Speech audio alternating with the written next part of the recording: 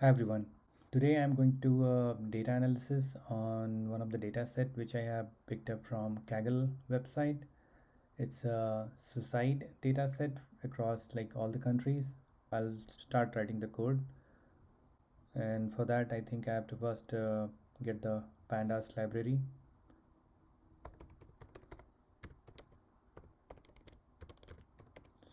And then I'll use create a new data frame, reading the data, and let's get the path where I have the data. So I have a separate folder in my system which is datasets, and that's where I have that file. So in order to get the file I can just use the path, and I'll copy this path and I can paste it here, and the file name is master.csv. And let's see, and we can display the first 5 line of the file and see if it's getting copied correctly or not. Alright, so the CSV file has been copied to the data frame. We can start a new cell here, and next I'm thinking of normalizing a few of the column names.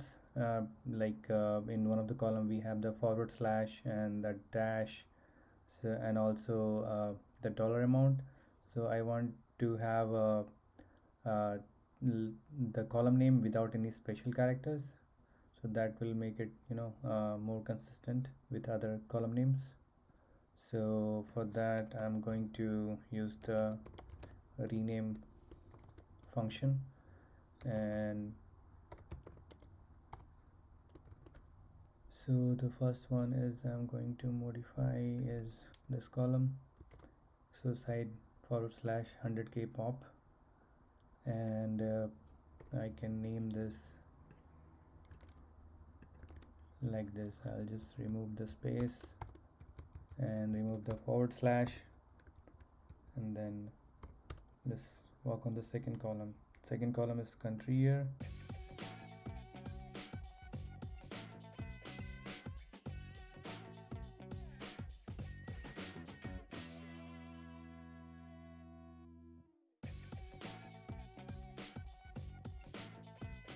So now we'll just remove the space and make everything lowercase, and for space we'll put the underscore.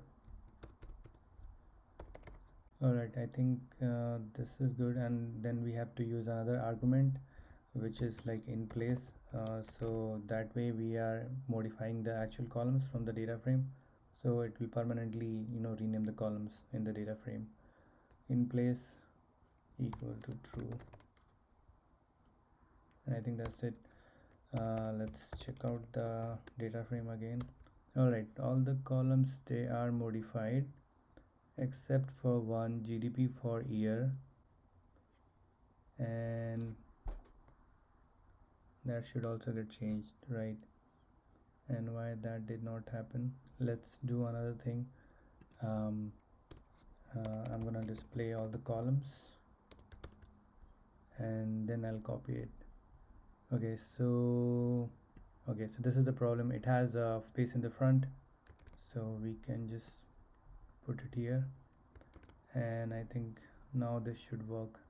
So let's remove that. Now the next thing I want to do is like I want to explore the columns in terms of like what they contain, what kind of value they have. We can also check the pattern of those values, and I also want to find out what all unique values each of the columns have. And another check could be like if certain columns has null or none. So let's do all those checks, so that way we will be more aware on the data set, like what kind of actual values we are dealing across all the columns.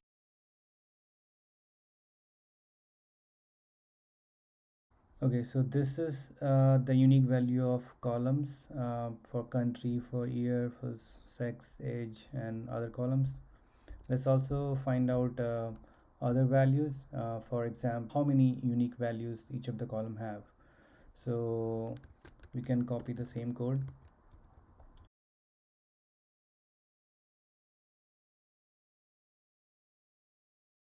and we can just use the length function, so that way we can know that how many unique values each of the column have. So let's see if that is working or not. So country has 101 unique country list, and year has like 32 countries, 32 years, uh, two sex, yep, and age group is across like six different bucket.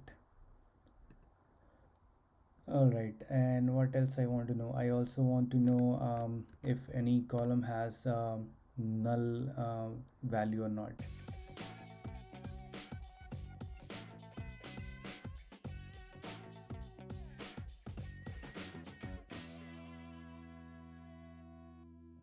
All right, so country has false. That means like there's no null value in the country column, and same goes for year.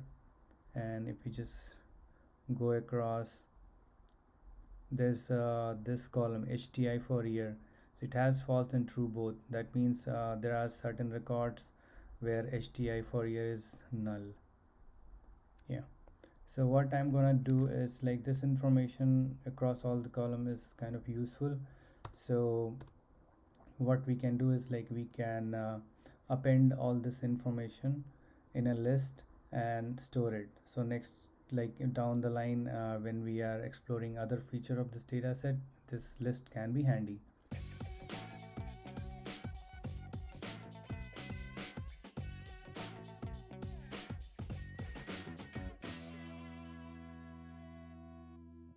So the list is like this. So I'm going to remove this print, that way we don't need to print that anymore. So this is the list for each of the column, but it's in a good format, but I want to make it even in a better format so that it'll be easy to read across all the columns.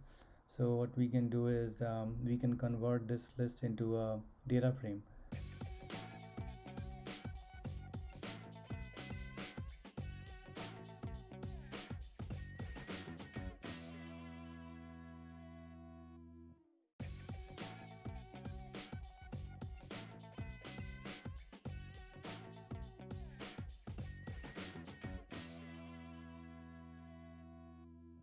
So this is how it looks in the table format, and it's much more readable than the list format.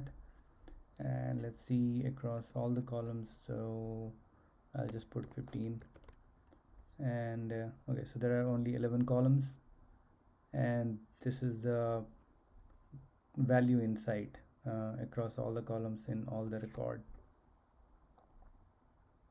Let's also check like how many records are there in the data frame. So what we can do is, so there are like 27,000 record in the data frame, and I will just keep it somewhere here for the reference. We don't need this information. All right, so this is our final, it's a kind of data profile across all the columns, and this can be like handy down the line when we do more specific investigation on any column. Now I want to analyze the individual columns in more detail. My first example would be I want to check out the HTI for year column with respect to country, and see like how, like what's the which country has the highest HTI for year,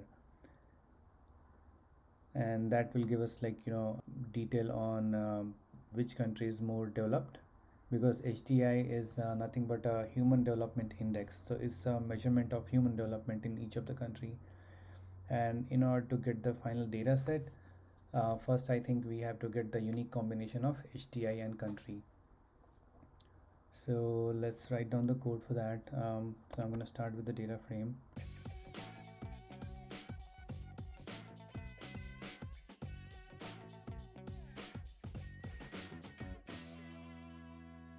Basically with the combination of HTI for year and country, we have around 767 record. So let's and this is not sorted based on the HTI, so we can do the sorting based on the HTI. So in order to sort, we can use the sort values function, and we can use like which column we want to use in order to sort the data set, and we want to use the HTI for year, and we want the list in a descending order. So we can use this parameter to make the ascending as false, so then that way it will show up the country which has the highest HTI. So we can see here Norway has the highest HTI. That means Norway is like more developed country compared to other, because it has the highest human development index. And I think the value of HTI is different for the same country, because the year is also playing a factor in this equation. Put the year also in the mix, so that way we will know that because every year the HTI changes. It's a yearly calculated index, so that would give a clear picture that the HTI index is changing uh, for every year for each of the country, and that's why we see like multiple HTI for same country. All right, so now this makes more sense. In 2014, Norway had like 0.9, and then as we go back in time, we have lesser HTI for a year. Also, we have uh, few countries where we don't have HTI. The value is null for those countries. It might be because of the fact that like when this data got prepared, they might have not had the detail for those country from that year. So what I want to do next is I want to standardize the data, and I want to replace none with 0 for all the records where we have none. So let's do one thing. I don't want to modify the original data frame. Instead, I'll make a copy of original data frame.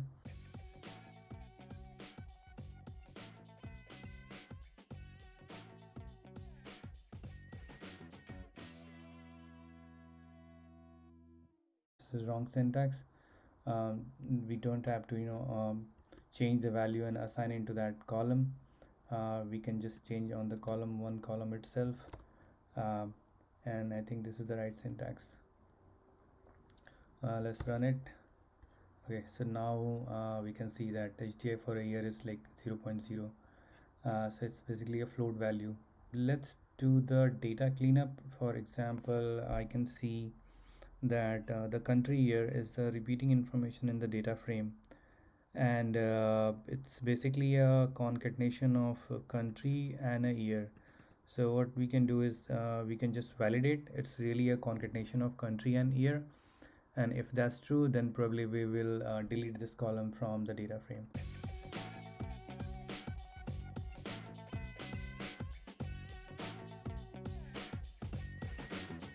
Okay, so what is wrong with this? Oh yeah, whenever we pick more than one column, we have to use double bracket, big bracket. Now it will come up. Okay, I can see that the country is basically a concatenation of country and year across all the columns, even though it's not showing most of the record um, in between, but we can verify that too. In order to verify that, what we can do is we can just use some where clause in the data frame, and make sure that the country is a concatenation of country and year for all the record. It's failing because of this reason, can only concatenate string, not integer. So seems like my year column is integer, so we have to change this to string. And in order to change this to string, we have to convert the data type, and we can use the as type function to convert into string. Now let's run it. Alright, so this condition is true. and that's why we are getting the result, and we are getting almost like same number of record. But I want to check the inverse of this, which means if this condition is not true for any of the record. So, and this is how we check the inverse in the Python script. So if this condition is not true, all right, we didn't get any record, which means basically for all the record, this concatenation is working, and that is equal to the country year. And that proves our point that this column country and year is repeating information, and now I can remove it. So the way I will remove it is again, I can directly remove it from this data frame, but I don't want to modify this data set, because as I go along in the data analysis, I try to preserve the state so that at any point of time, if I have to go back to the last state, I can just use the previous data frame. In order to remove this column, I will create a new data frame, and I'll insert into that new data frame after removing the column.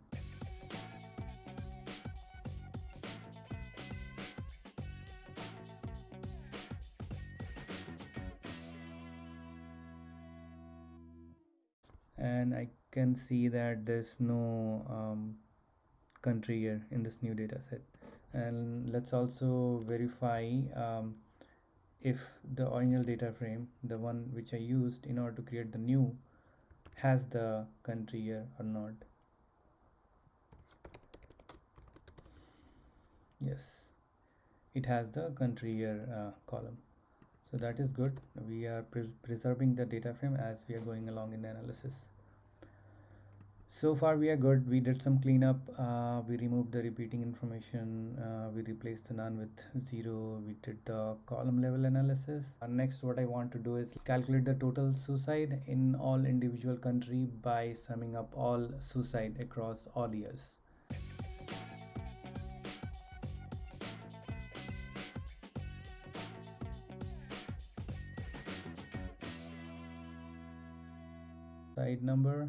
Suicide number is this. And also so after like calculating the total number of suicide, probably I would also want to derive the percentage with respect to the total population.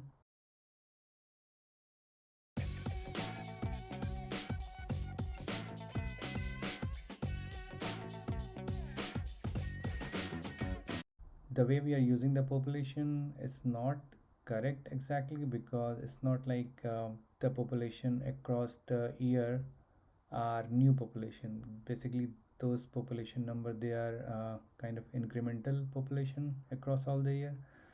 So summing up the population is not a good idea, but let's just go ahead with the analysis and see how we can generate those kind of stats. Maybe down the line we will try to get the latest population in that country by the year, and then that we can use as a denominator to find out the actual percentage. With this data set, we can see that our column name is a little different, because it's doing the group by, and that's the default group by in the Python. What we can do is like since we have like two level of columns, we can make it like one level by resetting the column index, and that we can do using the reset index function. And let's see, so now this looks much better, and I want to change the column name like suicide number to total number of suicide.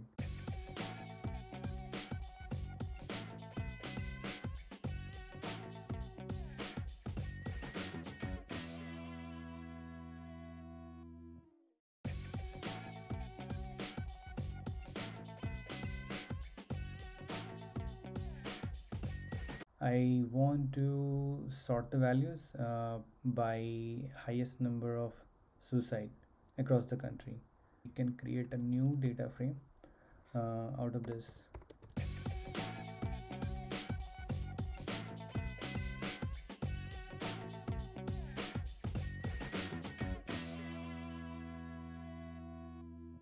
Okay, so this is a better representation. We have the highest number of suicide in the Russian Federation, then US, Japan, and all other countries. If we just want to look at like first 10 country, we can just use the head function here. So these are the top 10 countries where we have the highest number of suicide. The total population stats is not correct exactly because I have added the population across the year, which is not like the separate population group. They are basically the incremental population across the year. So that's not the right use of population column, but we'll change it later. But even from this report, we can see the total number of suicide across all the country in the descending order. We can derive the percentage with respect to the total population. How much is the total suicide? Because if we just look at the number, we can say that which country has the highest um, suicide. But if we derive the percentage, that way we will account the population in the picture as well. Because population also plays a big factor when we try to find out which country has the highest suicide rate. So in order to do that, well, let's go to the new cell and we will create a function.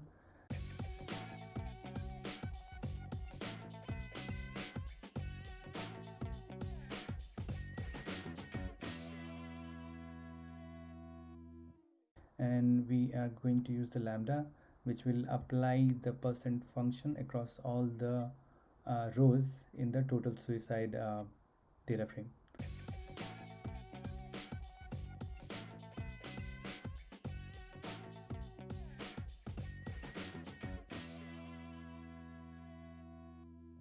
We are going to apply this across all the rows. So x is equal to 1.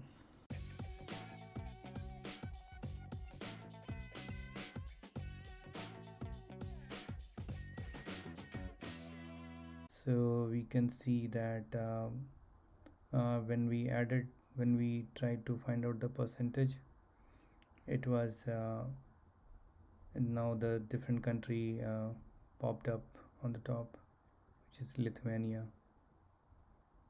So yeah, and now a couple of countries which we were seeing before that came out of the picture.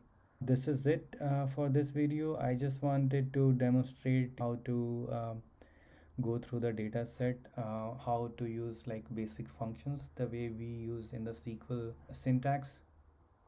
I'll come up with another video where I'll do some more complex data analysis. Thank you for watching my video. See you next time.